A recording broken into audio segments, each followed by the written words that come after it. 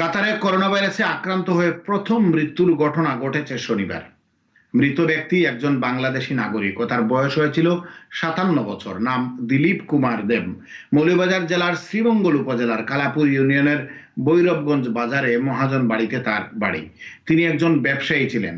গত 16 মার্চ তাকে কাতার হাসপাতালে ভর্তি করা হয়। শনিবার 28 মার্চ তিনি মৃত্যুবরণ করেন। কাতার থেকে বিস্তারিত জানাচ্ছেন এম এ সালাম। কাতারে করোনা ভাইরাস সংক্রমণ রোধে তারা বিভিন্ন পদক্ষেপ নিয়েছে। আর আপনি জানেন, আজকে যেটা আপডেট আমরা পেয়েছি কাতার গভর্নমেন্ট থেকে, ইতিমধ্যে 28 জন নতুন করে আক্রান্ত হয়েছে। টোটাল 590 জন আক্রান্ত হয়েছে। এর মধ্যে আপনি জানেন 43 জন লোক ভালো হয়ে ঘুরে ফিরেছে। আর সবচেয়ে দুঃখের একটা সংবাদ হচ্ছে যেটা আজকে একজন মারা গিয়েছে।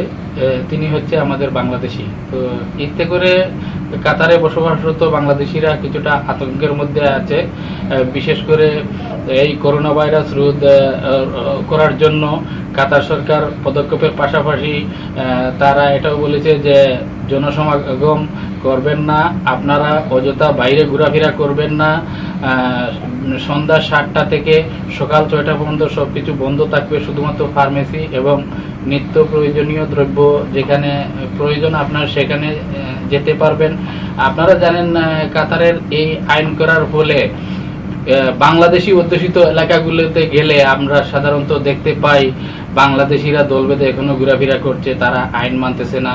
এটা আমাদের জন্য খুবই লজ্জনীয় এবং দুঃখজনক। তো এখানে বাংলাদেশ কমিউনিটির নেতৃবৃন্দরা অনুরোধ করেছেন কাতারের আইনের প্রতি শ্রদ্ধা রেখে আপনারা চলবেন। করোনা ভাইরাসে এক ব্যক্তি মৃত্যুবরণ করেছে। আমরা খবরে নিউজে জানতে পারছি উনি বাংলাদেশি।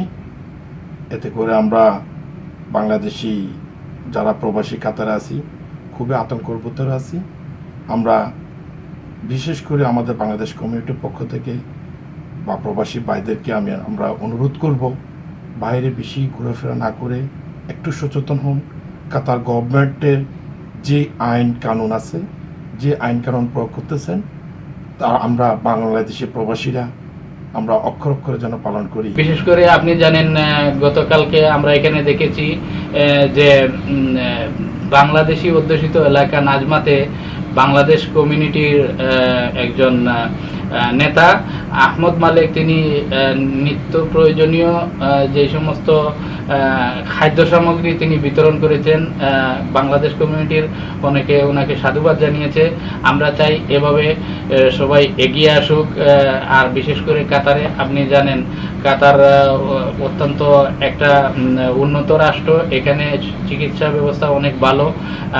কাতারের যে সমস্ত এলাকাতে এখনো বাংলাদেশিরা আপনারা ঘোরাফেরা করতেছেন, আপনাদের প্রতি অনুরোধ জানানো হয়েছে আপনারা অযথা ঘোরাফেরা না করে ঘরে বসে থাকুন।